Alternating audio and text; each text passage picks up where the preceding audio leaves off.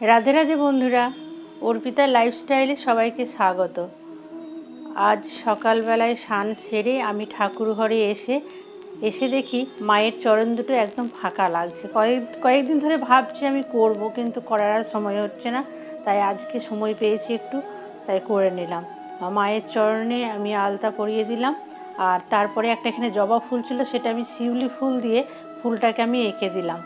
তো দেখো কেমন লাগছে। তা তোমাদের বাড়িতে যদি মায়ের চরণগুলো এইভাবে যদি উঠে যায় বা পরিষ্কার হয়ে যায়, তাহলে তোমরা এইভাবে আঁকতে পারো। তো দেখো কত সুন্দর লাগছে। এবার একটু আরও সুন্দর যদি করতে চাই, তাহলে আর একটু সুন্দর করে আমি মায়ের পা দুটোকে, মাকে তো যেভাবে সাজাবে সেভাবেই সাজানো হবে। তো তোমরাও বাড়িতে যাদের মায়ের চরণ দুটো একদম ফাঁকা হয়ে গেছে বা রঙগুলো উঠে গেছে, তাদের তুমি এইভাবে তুমি করে নিতে পারো। মায়ের চরণ দুটি কেমন হয়েছে তোমরা কমেন্টে লিখে জানাও।